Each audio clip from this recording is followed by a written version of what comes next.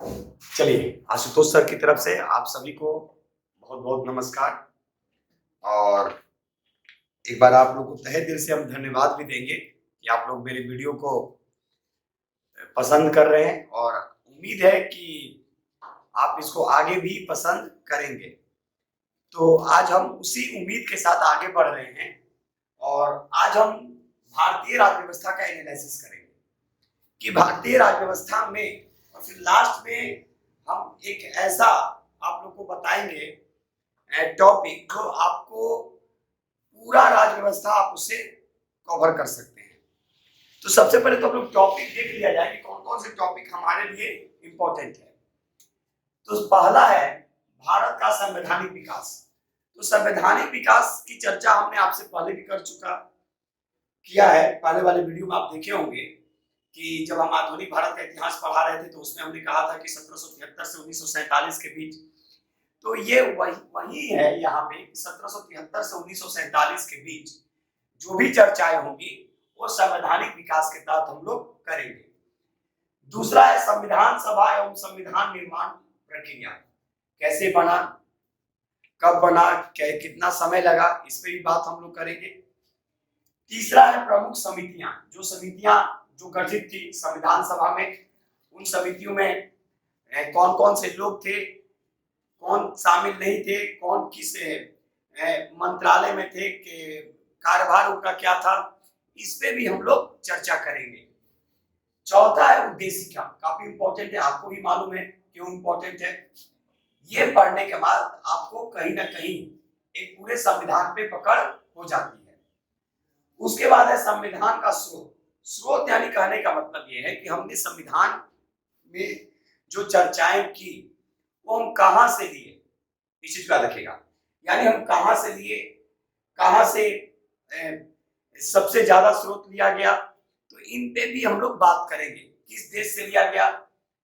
इसके अलावा अनुच्छेद, भाग और अनुसूचियां की चर्चा हम लोग करेंगे। तो ये नहीं कि सारा अनुच्छेद पढ़ना है और सारा भाग पढ़ना है, लेकिन हाँ अनुसूचियां जो है ये आपको 12 याद रखना होगा। याद करने का तरीका बता देंगे, आराम से आपको याद हो जाएंगे। उसके बाद है संघ एवं उसका राज्य क्षेत्र, इस पे हम लोग बात करेंगे। आठवां में है नागरिकता। नागरिकता के बारे में हम लोग चर्चा करेंगे और नागरिकता में आपको करंट अफेयर्स में ध्यान देना पड़ेगा और 2 बार से बीपीएससी यही पूछ रही है। पिछले बार पूछा गया था सीए लागू करने की तिथि, और इस बार जो पूछा गया किन देशों से जो लोग आए उनको भारत में नागरिकता देने की बात की गई, यानी किस देश के अल्पसंख्यक। इस बार क्वेश्चन आया बीपीएससी में, उसमें भी हम लोग चर्चा करेंगे। कर्तव्य की बात करेंगे, यानी मौलिक कर्तव्य कहां से लिया गया, मौलिक कर्तव्य की संख्या कितनी है, पहले मौलिक कर्तव्य हमारे कितने थे, वर्तमान में कितने हैं, और इसको कब संविधान में जोड़ा गया। और ऐसे भी मौलिक कर्तव्य पे मेरा वीडियो है, अपलोड किया हुआ है, आप उसको देख सकते हैं। ठीक है, राज्य के नीति और सिद्धांत, इस पे चर्चा करेंगे, कई तरह से क्वेश्चन इस पे पूछे जाते हैं। इसके अलावा है संसद। तो संसद कहने का मतलब इसमें सभी चीज आ जाएंगी, यानी जो संसद के अंतर्गत जो आएंगे, इसके अंग आएंगे, इसके प्रकार आएंगे, कैसे ये काम करती है, ठीक है, संसद कैसे काम करती है, इस पे भी हम लोग बात करेंगे। कैसे कैसे इस पे क्वेश्चन पूछा जा सकता है, इस पे चर्चा होगी। इसके अलावा है विधानमंडल। तो राज्य में जब हम आएंगे तो विधानमंडल की चर्चा करेंगे, विधानमंडल पे बात होगी। इसके अलावा है संवैधानिक विकास।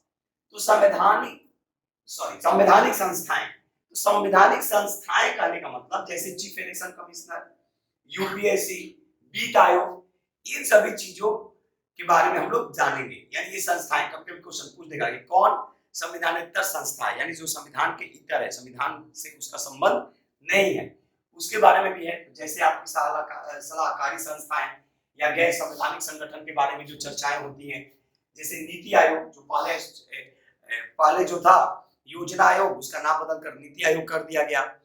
इसके अलावा राष्ट्रीय विकास परिषद, तो इनके बारे में भी हम लोग चर्चा करेंगे। ठीक है, तो इस तरह से हम लोग को करीब करीब 12 टॉपिक, लेकिन इसके अलावा हम आपको बता रहे हैं कि अगर आप इतना नहीं कर सकते हैं तो आप संवैधानिक विकास को बहुत अच्छे से पढ़ लीजिए।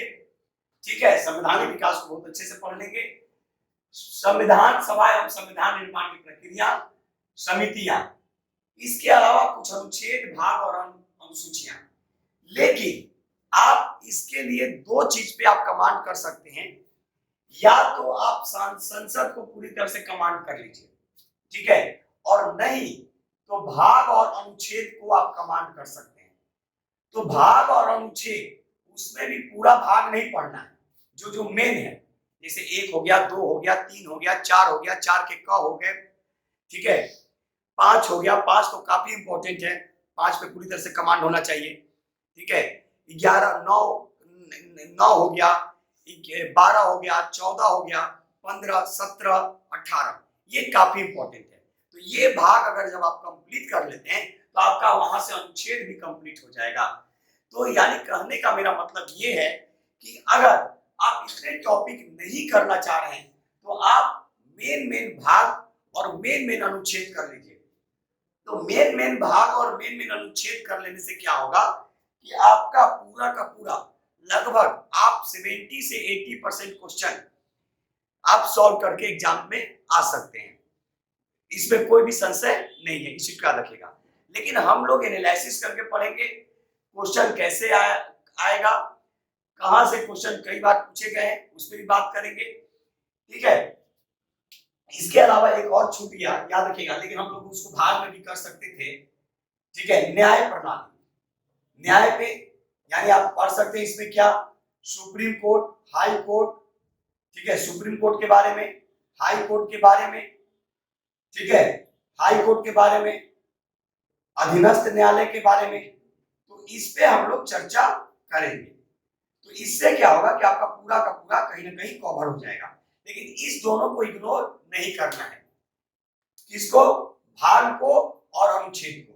तो आप उतना ही भाग पढ़ेंगे जैसे भी हमने जो आपको भाग बताया, और उसी से रिलेटेड अनुच्छेद पढ़ेंगे, आपका एग्जाम में छूटने की संभावनाएं न के बराबर हो जाएगी, ठीक है।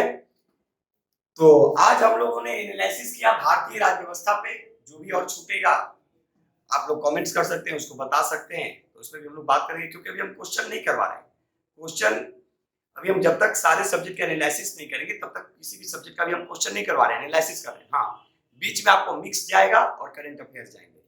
तो इस सप्ताह के बाद ही हम लोग टॉपिक बाय टॉपिक पढ़ना शुरू करेंगे। तो चलिए, हम उम्मीद कर रहे होंगे कि ये वीडियो आप लोग को पसंद आ रहा होगा। तो अगर ये वीडियो आपको पसंद आ रहा होगा तो इसको ज्यादा से ज्यादा शेयर कीजिए, ताकि दूर दराज जो गांव में जो बच्चे बैठे हैं उनको ज्यादा बेनिफिट हो सके। मेरे यहाँ ऑनलाइन ऑफलाइन दोनों क्लास की सुविधा है। आपको जब आप YouTube चैनल देखेंगे तो नीचे में कोचिंग का नाम, एड्रेस, मोबाइल नंबर आपको मिलेगा, आप कांटेक्ट कर सकते हैं। तो चलिए, फिर एक नए वीडियो के साथ आपके सामने हम बहुत जल्द मिलेंगे।